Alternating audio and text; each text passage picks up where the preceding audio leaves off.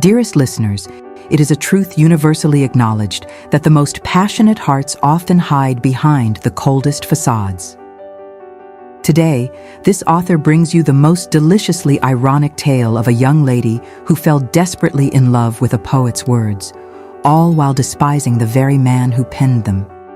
But let us not rush, for the best scandals, like the finest wine, must be savored properly. One must confess, gentle listeners, that when Miss Juliana Browning arrived in London for her second season, the ton collectively sighed. Not from admiration, though the girl was pretty enough with her chestnut curls and warm brown eyes, but from a sort of sympathetic exhaustion.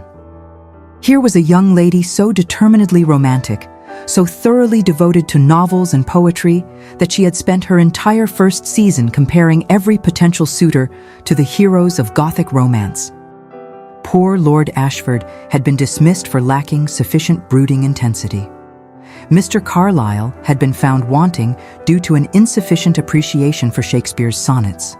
Young Viscount Murray had actually been progressing quite well until he made the fatal error of suggesting that perhaps Byron was somewhat overrated.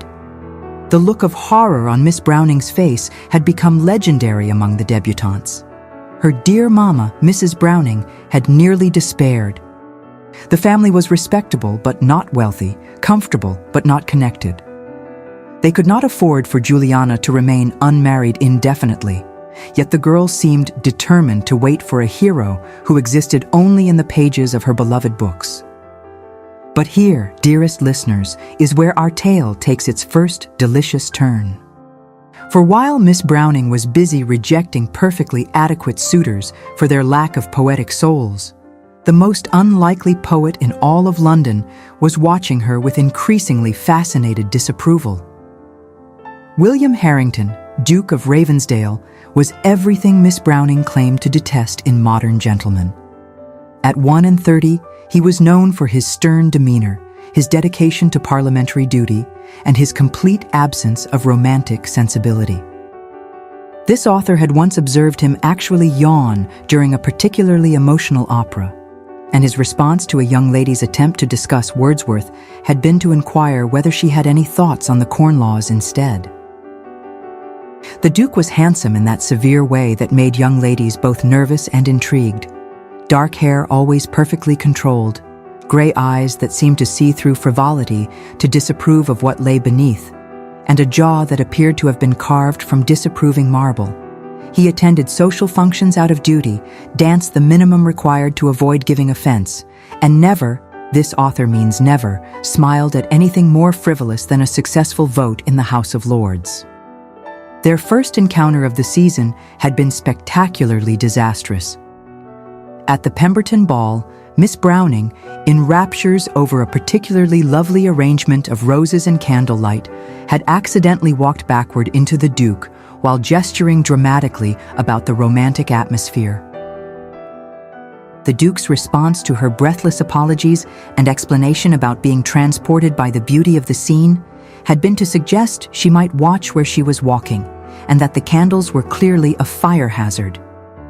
Miss Browning had thereafter referred to him exclusively as that dreadful automaton of a duke, while the Duke had been overheard describing her as that flighty Browning chit with her head perpetually in the clouds. And yet, gentle listeners, this author noticed something peculiar. The Duke, who typically left balls at the earliest opportunity, began staying longer whenever Miss Browning was present. He would position himself where he could observe her without seeming to, watching as she rhapsodized about romantic poetry to her friends, his expression unreadable, but his attention unwavering. What nobody knew, not even this author at the time, was that the Duke of Ravensdale harbored a secret so shocking, so contradictory to his public persona, that it would have sent the ton into fits of apoplexy. Hidden in a locked drawer in his private study, beneath false bottoms and behind secret panels, were volumes upon volumes of poetry, original poetry, his own poetry. The catalyst for our tale's delicious unfolding began quite innocently with the appearance of a new feature in the London Gazette's social pages. Someone writing under the pseudonym The Midnight Quill had begun publishing the most exquisite love sonnets every Tuesday edition. The poems were sophisticated yet passionate, classical in structure but daringly romantic in content, speaking of unnamed beauties with chestnut hair and eyes like autumn warmth. The very first sonnet had appeared on an otherwise unremarkable Tuesday in April, nestled between the announcement of Lord Pemberton's engagement and a review of the latest opera. It read of a goddess glimpsed at twilight, whose laughter could make flowers bloom in winter, whose every gesture was a verse in the poetry of existence. Society had been intrigued, but not yet captivated, until the second sonnet appeared, then the third, each more beautiful and passionate than the last. Miss Browning, naturally, was immediately obsessed. This author witnessed her very first encounter with these poems at Hatchard's bookshop, where young ladies often gathered to discuss the latest literary offerings. Miss Browning had been reading the Tuesday Gazette when she suddenly gasped, pressed the paper to her heart, and declared to her companion, Miss Fairfax, that she had found her soul's true mate. The particular morning was memorable for several reasons. First, the Duke of Ravensdale happened to be in Hatchard's at the same time, ostensibly searching for a book on agricultural reform, but actually watching Miss Browning from behind a shelf of atlases. Second, Miss Browning's reaction was so dramatic that she actually knocked over a display of Byron's latest collection, causing a tremendous crash that drew everyone's attention. Third, and most tellingly, the Duke's lips twitched in what might have been a smile before he remembered himself and resumed his habitual frown. The particular sonnet that had inspired this reaction spoke of a lady glimpsed across a crowded ballroom, whose animated gestures while discussing poetry made her more beautiful than any static portrait. It described how her passion for beauty and romance, far from being foolish, revealed a soul too pure for the cynical world around her. From that Tuesday forward, Miss Browning lived for the Gazette's poetry section. She memorized every sonnet, copied them into her personal journal in her finest hand, and analyzed them with the dedication of a scholar. She even began attempting to deduce the identity of her mysterious poet, creating elaborate theories about which member of the ton could possess such a sensitive soul. Her investigations were methodical, yet romantic. She compiled lists of every gentleman who had been present at events mentioned obliquely in the poems. She analyzed handwriting samples from dance cards, comparing them to the printed type as if some essence of penmanship might survive the printing press. She even consulted with Mr. Hatchard himself about who had purchased volumes of Petrarch and Shakespeare recently, though that good man maintained his professional discretion despite her pleading eyes. This author observed her one afternoon at the circulating library, surrounded by no fewer than 12 open volumes of poetry, creating a comparative analysis of the midnight quill's style. She had developed a theory that her poet must have studied at Oxford rather than Cambridge, based on certain classical references, and was currently between the ages of 25 and 35, based on the maturity of sentiment combined with passionate vigor. The Duke, who happened to enter the library at that moment, he seemed to happen upon Miss Browning with remarkable frequency, stood frozen in the doorway, watching her work with an expression of such naked longing that this author nearly gasped aloud. He was, for the record, 31 and an Oxford man. The Duke, meanwhile, had begun attending even more social functions, arriving early enough to observe Miss Browning's entrance and staying late enough to watch her leave. His disapproval seemed to intensify. He would frown when she laughed too loudly at someone's jest, scowl when she danced with particular enthusiasm, and positively glower when she spoke animatedly about the mysterious poet in the Gazette. At Lady Hamilton's musical evening, this author observed a particularly telling incident. Miss Browning was reciting one of the Midnight Quill's sonnets from memory to a group of admiring young ladies, her face glowing with the passion of the words. The Duke stood across the room, his knuckles white as he gripped his champagne glass, his expression so severe that Lord Patterson actually asked if he was feeling quite well.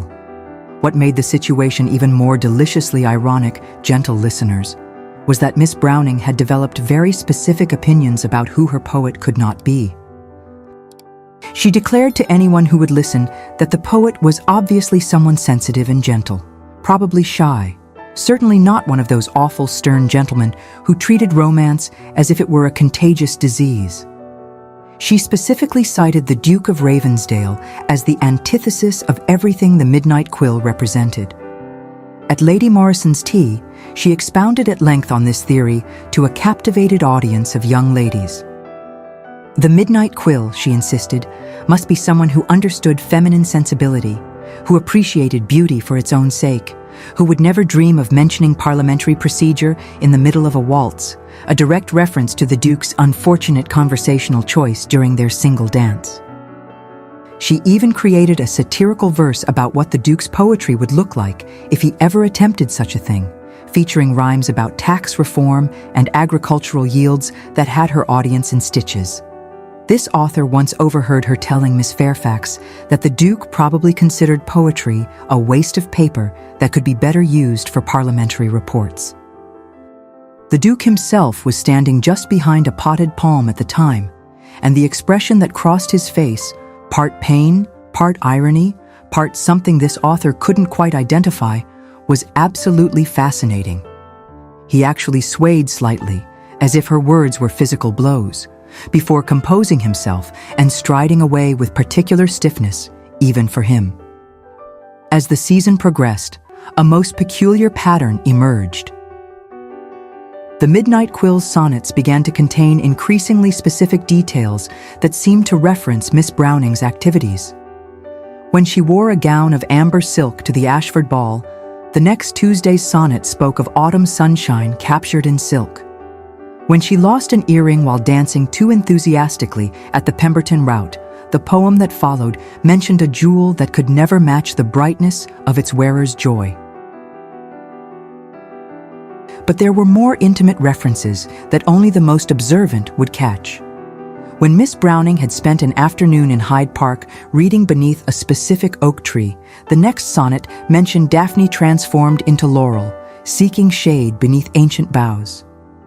When she had been caught in a sudden rainstorm and laughed instead of seeking immediate shelter, spinning in the rain like a child, the following poem spoke of a naiad dancing in summer storms, more beautiful wet than dry. These observations suggested an intimacy of watching that should have been scandalous, yet the poems were so beautiful, so reverent, that they felt like worship rather than intrusion. Miss Browning began to leave small signals for her unknown admirer, wearing specific flowers that might inspire him, choosing jewelry with symbolic meaning, even once carrying a volume of Keats prominently displayed, hoping to elicit a response. The Duke's behavior during this period became a study in contradictions. He would arrive at events looking immaculate, every hair in place, his cravat a work of architectural precision. By evening's end, he would be disheveled in subtle ways only a careful observer would notice. His hair slightly mussed, as if he had been running his hands through it, ink stains appearing on his gloves that hadn't been there at the beginning of the evening, a wild look in his eyes that spoke of barely contained emotion. Once, at a particularly tedious musical evening, this author observed him actually writing in a small notebook he had concealed within a larger program. He was seated directly behind Miss Browning, who was enraptured by a mediocre performance of Italian arias. As she leaned forward, a curl escaped her elaborate coiffure and fell against the nape of her neck. The Duke's hand moved convulsively toward it, stopped inches away, then retreated to his notebook where he wrote furiously for the next 3 minutes.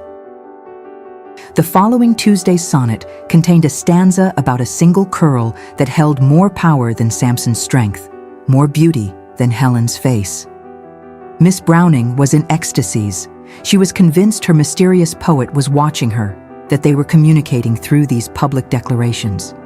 She began dressing with extra care, choosing gowns and jewelry that might inspire poetry, laughing more brightly, dancing more gracefully, hoping to catch his attention wherever he might be hiding. The Duke's behavior, meanwhile, became increasingly erratic. He would appear at events looking haggard, as if he hadn't slept. He began arriving at social functions with ink stains on his fingers that his valet couldn't quite remove. Once, at a garden party, this author observed him frantically searching his pockets for something, only to produce a small notebook in which he scribbled furiously before hiding it away again. The tension reached a delicious peak at the Worthington Ball. Miss Browning, inspired by her poet's latest sonnet about dancing as a form of poetry in motion, accepted every invitation to dance. She waltzed and quadrilled with such joy that the entire room seemed to catch her enthusiasm, except for the Duke, who stood in his usual corner looking like a storm cloud in evening dress. Then something unprecedented happened. The Duke asked Miss Browning to dance. The entire ballroom seemed to hold its breath. Miss Browning's expression cycled through surprise, confusion, and resignation before she accepted with formal politeness. This author positioned herself for optimal viewing of what promised to be an awkward encounter. But gentle listeners, what followed was extraordinary. The moment the Duke took Miss Browning in his arms for the waltz, something changed. He danced not just correctly, but beautifully, guiding her with a grace that seemed impossible for someone so rigid. Miss Browning, clearly shocked, looked up at him with wide eyes, and for a moment, their gazes locked. The Duke's expression in that moment was completely unguarded, tender, longing, desperate. But before Miss Browning could process what she was seeing, his usual mask slammed back into place, and he spent the rest of the dance staring fixedly over her head while she tried to understand what had just happened. During the dance, something else occurred that only this author seemed to notice. The Duke's lips were moving slightly, not in conversation, but in what appeared to be silent recitation. He was composing gentle listeners, creating a sonnet in real time as he held her in his arms. His fingers on her waist tapped out what could only be iambic pentameter, and when the dance required him to release her for a turn, his face showed actual physical pain at the separation. Miss Browning, for her part, seemed to sense something monumental was happening, even if she couldn't identify what. Her usual chatter died away, and she danced in silence, her face tilted up toward his with an expression of confused wonder. When he handed her back to her chaperone at the dance's end, their fingers lingered in contact for a heartbeat longer than proper, and she gasped softly at something she saw in his eyes. When the dance ended, he bowed formally and walked away without a word, leaving Miss Browning standing confused in the middle of the dance floor. She raised her hand to her waist, where his had rested, looking dazed. The next Tuesday's sonnet was about holding heaven in one's arms for 3 minutes of music and knowing it must last a lifetime. It also contained the line about a man who spoke in silence all the words his tongue could never say, and a woman who heard symphonies and heartbeats. The revelation began to dawn slowly, like sunrise through London fog. Miss Browning, despite her romantic nature, was not stupid. The accumulation of coincidences, the specific details, the timing of the poems, it all began to form a pattern she couldn't ignore. The turning point came at the Fairfax Literary Salon, where guests were invited to share their favorite poems. Miss Browning, naturally, chose one of the Midnight Quill's sonnets. As she read aloud about eyes that saw through masks to the soul beneath, she happened to glance at the Duke, who had attended despite his known disdain for such gatherings. He was mouthing the words along with her. Every single word. Their eyes met across the room, and his face went white, then red. He stood abruptly and left the salon without a word, but not before Miss Browning saw something in his expression that made her heart race. Not the disapproval she expected, but naked fear. This author watched as Miss Browning excused herself moments later, claiming a headache. But instead of going home, she did something quite shocking. She followed the Duke. He had gone to Hyde Park, to a secluded bench near the Serpentine. This author naturally followed at a discreet distance. The Duke sat with his head in his hands, a picture of despair. When Miss Browning approached, he looked up with such anguish that even this cynical chronicler felt a pang of sympathy. What followed was a silent confrontation that spoke volumes. Miss Browning held out the newspaper containing his latest sonnet. The Duke neither confirmed nor denied, but his expression was confession enough. She sat beside him on the bench, scandalously unchaperoned, and they remained there in charged silence for fully 10 minutes. Finally, Miss Browning rose and walked away, but not before leaving her own handkerchief on the bench beside him, the one she had been using to press the newspaper poems flat for her collection. The Duke picked it up with shaking hands and held it as if it were made of spun gold. But of course, dearest listeners, the path of true love never runs smooth, especially when it involves a duke convinced of his own unworthiness and a romantic young lady struggling to reconcile reality with her dreams.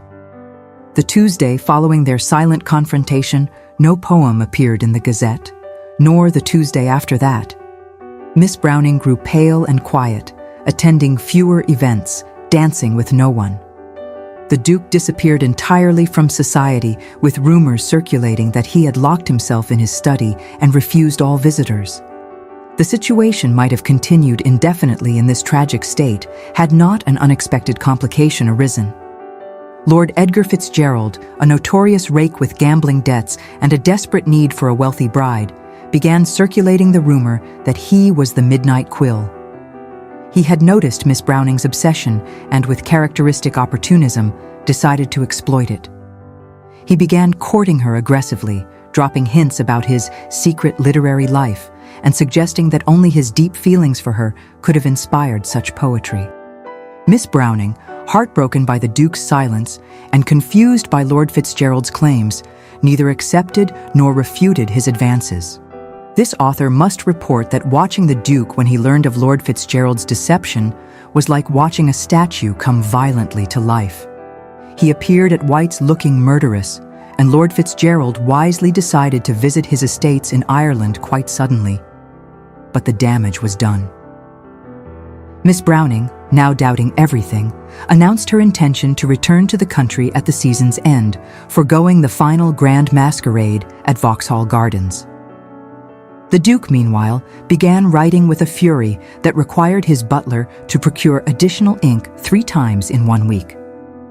But these poems never made it to the Gazette. Instead, they accumulated in his study like snowdrifts of unspoken love. The Vauxhall Masquerade arrived with all the pomp London society could muster. Everyone who was anyone would attend, hidden behind elaborate masks and costumes that allowed for delicious anonymity.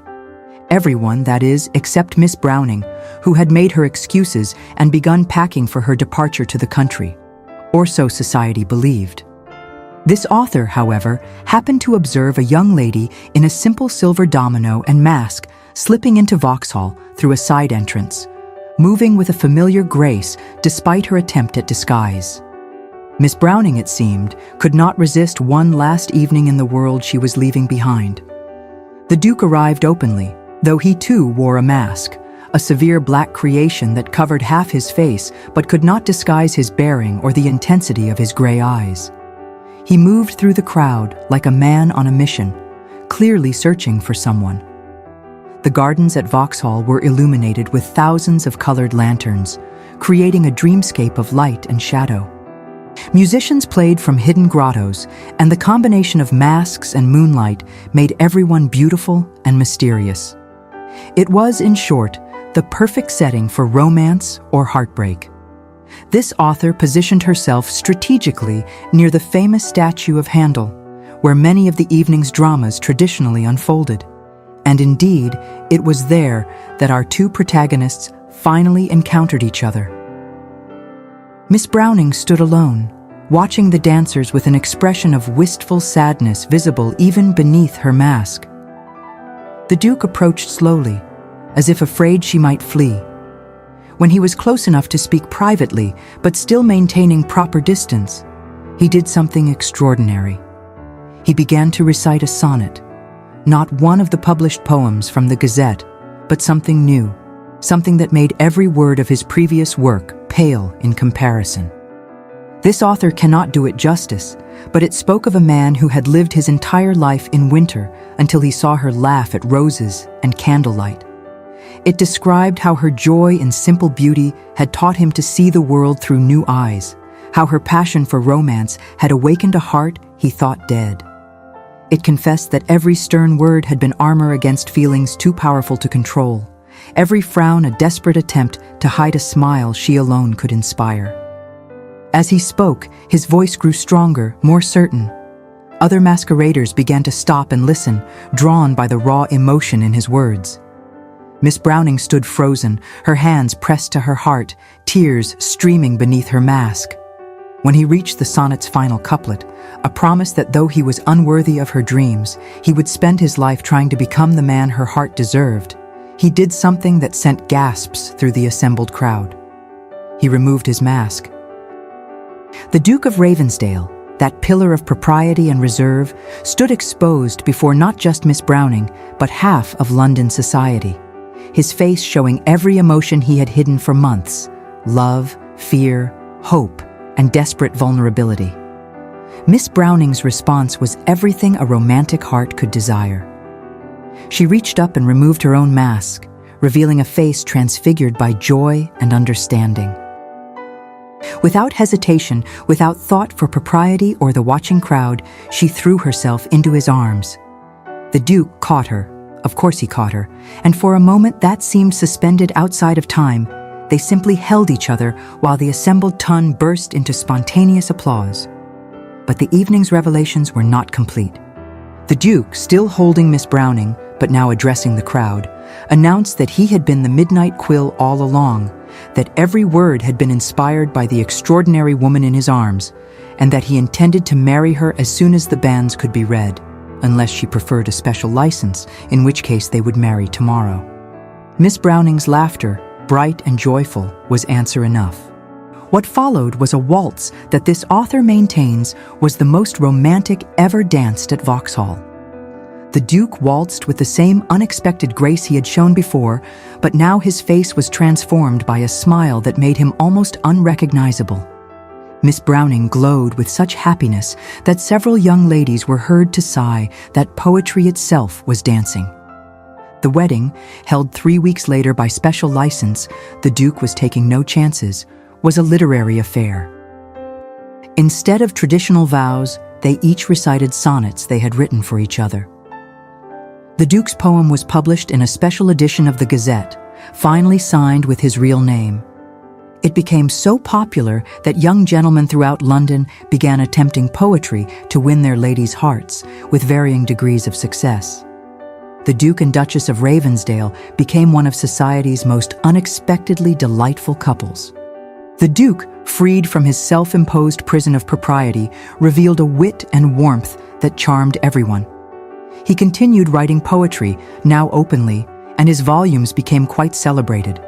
He even smiled regularly, though the brightest smiles were reserved for his Duchess. Miss Browning, now her Grace, established a literary salon that became the most sought-after invitation in London. She had the unique distinction of being the only person who could make the Duke laugh in the middle of a parliamentary debate simply by catching his eye from the gallery. Their library at Ravensdale House became legendary, with matching writing desks where they would spend hours composing together. This author has it on excellent authority that they still write sonnets for each other, leaving them as surprises to be discovered, tucked into books, slipped under pillows, hidden in coat pockets. Their first child, a son, was born with his father's gray eyes and his mother's romantic disposition. The second, a daughter, showed an early talent for both poetry and debate. The Duke was overheard telling his wife that their children would either become great artists or great politicians, to which the Duchess replied that with their lineage, why not both? The Midnight Quill never published in the Gazette again, but occasionally, those fortunate enough to visit Ravensdale House might hear the Duke reciting new verses to his wife in the garden, or catch the Duchess reading her own compositions by firelight. Their love story became the stuff of legend, proof that beneath the sternest exterior might beat the most passionate heart, and that sometimes the most beautiful poetry is the life two souls write together. And so, gentle listeners, another tale reaches its blessed conclusion. This author withdraws until our next encounter, leaving you with this thought: We are all wearing masks of one sort or another, but love, true love, sees through every disguise to the heart beneath. And sometimes, the person we think we despise is actually the one writing sonnets to our soul. Until then, remember, the greatest love stories often begin with the greatest misunderstandings, and the coldest exteriors often hide the warmest hearts. Your devoted chronicler, Lady Ravenswood,